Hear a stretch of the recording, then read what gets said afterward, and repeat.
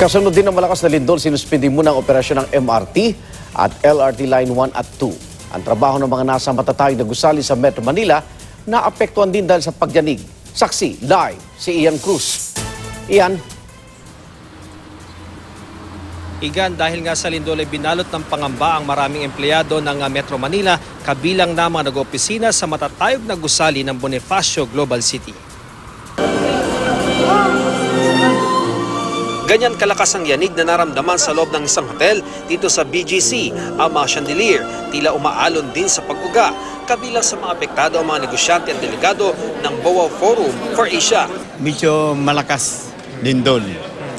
Akala namin bakit? Ano nangyari yun? Yun sa mga sa loob kami sa may nakaupo kami diyan. Doon ako sa parking nagulat nga ako, akala ko nga yung kotse kami yung diferensya. Yung pala, earthquake na. Pulo-pulutong ng mga empleyado ang nag-alisa sa iba't ibang gusali dito sa BGC. Tinignan ko lang po kasi yung kabilang building, gumagalaw yung mga bakal. Mga sa 23rd floor po. 23rd? Oo, tapos ayun, Malakas ba doon? lumakas ang lindol as in naramdam na nagsisway yung mga ilaw, mga upuan. Tapos ayun, shortly after pina-evacuate na kami. Matapos ang lindol, marami sa mga empleyado dito sa BGC ang bumaba sa kanilang mga gusali at sila ay naglakad patungo dito sa kanilang designated na evacuation area. Ilang mga empleyado naka-hard hat pa habang lumilikas. Sa company namin, during onboarding, we're given yung parang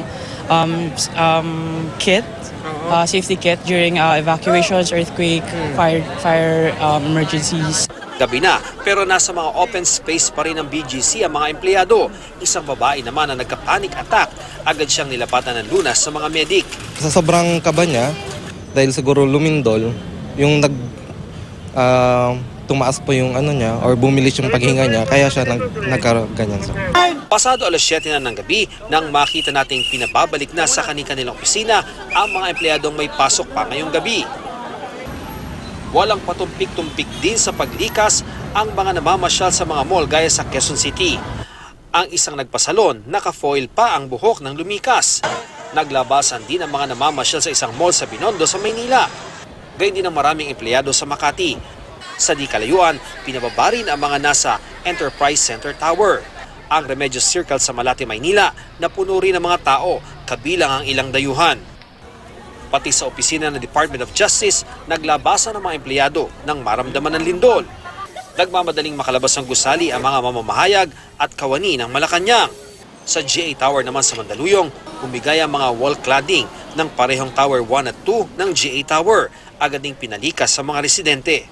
Sa pagsusuri ng mga taga-Bureau of Fire Protection, PNP at City Disaster Risk Reduction and Management Office, masasabi raw na structurally safe ang buong gusali. Itinanggi naman ng OIC Property Manager na may mga elevator na bumagsak at may mga residenteng na-trap. Meron po tayong earthquake device, automatic hihinto yung elevators. Dahil pa rin sa lindol, nagkaroon ng bitak sa bahagi ng Recto Station sa LRT Line 2. Itinigil ang operasyon ng LRT Line 2 at Line 1. Kaya may mga pasaherong naipon sa Quezon Boulevard sa Maynila at nag-uunahan ngayong makasakay. Sinuspindi rin ang operasyon ng MRT kaya maraming mga pasahero ang nag-aabang ng mga bus. Haba na ng pila tapos hindi na nga sila nagpaakyat kasi sabi baka raw may i-inspectionin daw muna yung release, baka raw kasi mamaya baka raw may problema.